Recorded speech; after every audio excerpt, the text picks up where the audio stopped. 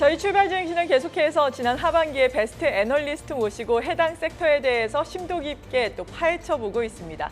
오늘은 스몰캡 분야에서 1위를 차지한 신한투자증권의 혁신성장팀을 대표해서 백지우 애널리스트와 함께하겠습니다. 어서 오세요. 안녕하세요. 네, 먼저 축하드립니다. 감사합니다.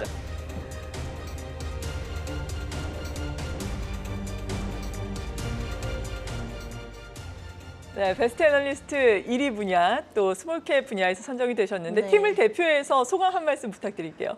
네, 먼저 저번 시즌보다 저희 스몰캡 팀이 인원이 좀 축소가 됐음에도 불구하고 또 이병하 연구위원님을 필두로 허성규 연구원과 함께 열심히 달려서 1위에 선정되어서 너무 감사드립니다. 또 신한 스몰캡만이 할 수 있는 것들을 하기 위해 많이 노력했는데 그걸 시장에서 좋게 봐주신 것 같아서 또 뿌듯한 점도 있고 앞으로도 더욱 좋은 자료, 좋은 인사이트로 찾아뵐 수 있도록 하겠습니다. 네, 신한 스몰캡만이 할 수 있는 것들이 어떤 것들이었는지 궁금한데 사실 스몰캡 종목들은 개인 투자자 여러분들의 관심이 상당하잖아요. 네. 종목을 고르실 때 어떤 기준으로 고르시는지 먼저 궁금하거든요. 아무래도 종목을 고를 때 좀 적절하게 시의성 있는 종목들을 고르려고 노력을 합니다. 네. 아무래도 스몰캡이다 보니까 또 시간이 주는 정보가 있다고 생각해서 적절하게 테마에 대응하기 위해 노력을 하지만 그 중에서도 숫자를 또 통해서 증명하려고 많이 노력하고 있습니다. 특히 AI나 PBR 관련 가치주 등에 대해서도 빠르게 대응하려고 노력하고 있고 그 속에서도 좀 펀더멘탈적인 거나 재무적인 부분에 집중하고 있습니다. 또 스몰캡 기업이 좀 엄밀한 추정이 어려운 경우도 많은데 나름의 근거를 가지고 또 3개년 추정치도 늘 제시하고 있는 편입니다. 네, 이러한 근거를 가지고 또 유망 종목으로 제시되고 있는 종목들 잠시 후에 소개를 해드리겠습니다. 일단 1월 말부터 시장의 관심은 기업 밸류업 프로그램과 관련해서 저PBR 종목들이었습니다. 이에 따라서 거래소 내에 저PBR 종목들 중심으로 오름세가 강하게 나타났다가 지금은 좀 쉬어갔다가 올랐다가 하는 양상이 반복되고 있는 상황인데 스몰캡 쪽, 특히나 코스닥 쪽에서도 이 같은 영향을 받을 수 있을까요? 어떻습니까? 사실 저희도 좀 의문스러운 부분이 있는데 현대차와 같이 코스피 내 저평가 기업이라고 여겨지는 기업들은 상승 흐름이 굉장히 가팔랐습니다. 네. 하지만 반면 아직까지 중소형주에 대한 관심은 이에 비해 좀 덜한 편인 것 같고 근데 투자자분들이 좀 저PBR이라는 단어에만 집중하실 수 있는데요. 사실 저평가주의 핵심은 저PBR, 이제 ROE의 개선, 주주 환원 의지 모두가 반영되어야 하는 거기 때문에 중소형주 중에 찾아보기가 그렇게 쉬운 상황은 아닙니다. 투자자분들도 단순히 PBR만 확인할 것이 아니라 기업의 펀더멘털이나 가버넌스 이슈, ROE에 대한 추정이 필요하기 때문에 좀 개인 투자자분들께서 섣불리 중소형주 중에 저PBR 관련하여 좀 손이 나가지 않는 상황인 것 같습니다. 그래도 최근에 각 증권사들에서 밸류업이나 저평가 종목 중심의 ETF를 출시하기도 하고 그 속에서 중소형주들이 좀 많이 포함되어 있는 모습이 보입니다. 이런 부분에 대해서도 중소형주도 충분히 관심을 받을 수 있다라고 생각이 되어지고 앞으로 또 이제 4일 남았죠. 2월 26일에 정부가 저 PBR 관련 가이드라인에 대해서 발표한다고 네. 예정되어 있는데 그 이후에 중소형주에 대한 흐름이 좀 어떻게 진행될지 지켜봐 주시면 좋을 것 같고 또 신한 스몰캡에서도 이에 대해서도 적절히 대응 드리도록 하겠습니다. 네, 정부가 이렇게 기업 밸류업 프로그램을 발표를 하면서 코리아 디스카운트 해소에 대한 의지를 계속해서 표명을 하고 있습니다. 주식 부양에 대한 의지를 표명한다라고 우리가 또 바꿔서 생각을 해볼 수 있을 텐데 이에 따른 코스닥 시장의 상반기 전망은 어떻게 알고 계십니까? 우선 코스피, 코스닥을 엄밀히 구분하지 않더라도 네. 주식시장에 대한 부양 의지 자체는 모두 양시장에 좋게 작용할 것이라고 생각을 합니다. 코스피의 상승이 낙수 효과로 코스닥 중소형주까지 영향을 미칠 수도 있고 더 상대적으로 가벼운 코스닥 중심의 종목주들의 상승이 또 전체 시장을 움직일 수도 있다고 생각을 합니다. 말씀드렸다시피 정부의 주식시장 부양 의지가 워낙 강하다 보니까 상반기나 적어도 1분기까지는 이런 밸류업, 저평가 쪽에 관심이 집중이 되면서 이 중에서 상승이 강하게 나올 것 같습니다. 그러나 아까도 말씀드렸다시피 주주 환원 의지나 이런 걸 모두 포함한 기업을 좀 찾기 어렵기 때문에 이런 코스닥 쪽에서 저평가 테마가 과연 오래 지속될까에 대해서는 저희가 조금 더 조심스럽게 다가가 봐야 될 것 같습니다. 2023년과 같이 태조 이방원, 태양광, 조선, 2차전지, 방산, 원자력과 같이 주도 테마가 뚜렷했다면은 올해는 펀더멘탈 위주로 작은 테마들이 엮인 개별주 위주의 종목 장세가 코스닥에서는 이뤄지지 않을까 전망합니다. 그래서 더더욱 스몰캡 바텀업에 대한 철저한 분석이 필요해진 시기인 것 같습니다. 네, 그리고 저 PBR 종목과 더불어서 최근 시장의 관심은 단연 또 AI를 필두로 한 반도체가 되겠습니다. 오늘 새벽에도 엔비디아 실적을 발표를 하고 포워드 가이던스도 지금 상당히 긍정적으로 발표를 하면서 시간외 거래에서 급등, 우리 시장에도 영향을 주고 있는 상황인데 엔비디아가 사상 최고치 경신 행진을 해당하고 있지만 더 유망한 것은 지금 AI가 정점을 찍지 않고 초기 단계라는 점 아니겠습니까? 네. 이 부분의 성장과 더불어서 또 스몰캡 쪽에서도 관심이 많으시죠?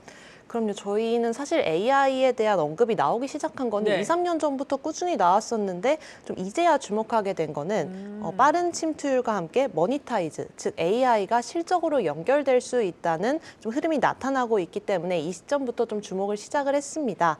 미국의 쇼피파이나 팔란티어가 AI로 어닝 서프라이즈를 기록을 하면서 AI로 이제 돈 벌 수 있구나라는 확신이 조금 생기는 시기인 것 네. 같습니다.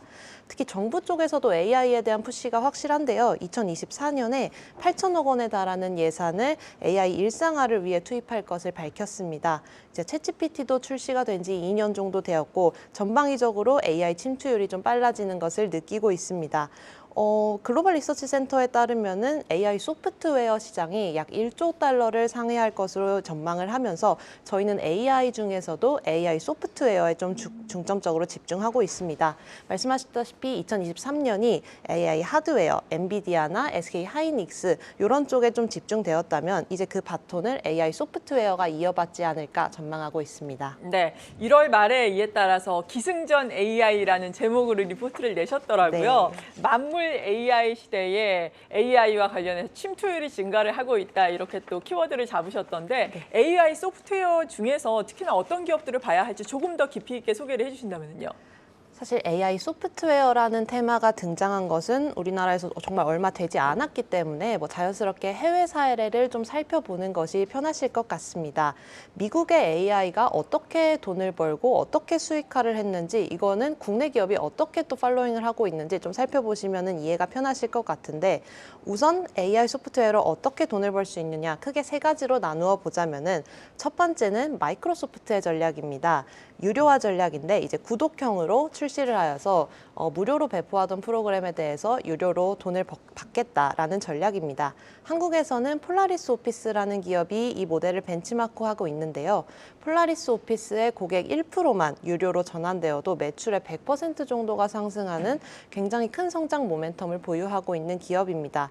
유료화 전환 성공 시점에 주목해서 폴라리스 오피스라는 기업에 주목해 보시면 좋을 것 같습니다. 네, 그리고 또 여러 가지 기업들 준비를 하셨던데요. 네, 두 번째 전략에 대해서는 큐를 확대하는 전략입니다. 네. 전체적으로 매출 볼륨을 키우겠다는 전략인데요. 미국의 팔란티어가 LLM 기반의 AIP 서비스를 출시를 하면서 민간양 매출 쪽에서 50%를 확대를 했습니다. 현재 한국에서는 코난 테크놀로지와 솔트룩스와 같은 기업이 LLM을 출시하면서 24년부터 본격적인 민간 수주가 나올 것으로 전망이 됩니다. 이런 큐 확대 시점에 또 주목해 보시면 좋을 것 같습니다. 네, 그리고 미국의 기업에 대해서 앞서서 쇼피파이도 말씀을 해주셨잖아요. 네. 여기선 어떤 시사점을 얻을 수 있나요? 쇼피파이의 경우에는 예. 가격 인상 전략을 굉장히 잘 활용을 했습니다. 쇼피파이는 ASP를 약 30% 정도 인상을 하면서 수익 구조를 굉장히 많이 개선을 시켰는데 한국에서는 카페24가 이 알고리즘 기반의 좀 ASP 인상 전략을 사용을 하면서 실적 개선 기대감을 좀 모아보고 있습니다. 네, 의료 AI 쪽도 주목을 하고 계시죠. 의료 AI의 경우에는 여태까지 돈을 너무 못 벌었던 분야입니다. 루닛, 뷰노, 주가 상승은 가팔랐지만 그래서 흑자 전환은 언제 할래? 라는 시장의 기대가 좀 있었는데 최근에 JLK나 딥노이드에서 턴어라운드 기대감이 세게 발생을 하면서 이런 부분에 있어서도 의료 쪽 드디어 돈 벌 수 있다라는 컨셉으로 좀 주목해 보시면 좋을 것 같습니다. 네, AI 소프트웨어와 관련해서 앞서 말씀드린 것처럼 또 인덱스 리포트 내셨으니까 관심 있는 분들은 찾아보시는 것도 상당히 투자 전략에 큰 도움이 될 것 같습니다. 마지막으로 우리가 포트폴리오 비중 차원에서 어떻게 투자 전략을 세우면 좋을지 조언의 말씀을 주신다면요. 말씀드렸다시피 상반기에는 우선 3, 4월까지는 밸류업 저평가주에 어쩔 수 없이 많은 관심이 쏠릴 것 같습니다. 사실 스몰캡 애널리스트로서 저 PBR 수혜주를 말씀드린다는 것이 조금 조심스럽기는 한데요. 26일 정책 발표 이후에 코스닥에서도 밸류업 프로그램 수혜를 받을 수 있는 개별주가 있는지 저희 또한 또 잘 분석하여 자료로 찾아뵙도록 하겠습니다. 그리고는 말씀드렸다시피 정부가 AI에 투자하고 있는 수준이 상당합니다. 이러한 예산의 흐름이 1분기에는 좀 마무리될 것으로 보여서 2분기부터는 이런 정부의 공공향으로 수혜를 받는 기업들이 분명 나타날 것으로 보입니다. 그래서 AI 소프트 기업들에 조금 2분기부터 비중을 실으신다면 AI 테마에 좀 대응하실 수 있지 않을까 말씀드리고 있습니다. 네, 잘 알겠습니다. 지금까지 신한투자증권 혁신성장팀의 백지우 애널리스트로부터 도움 말씀 들어봤습니다. 감사합니다. 감사합니다.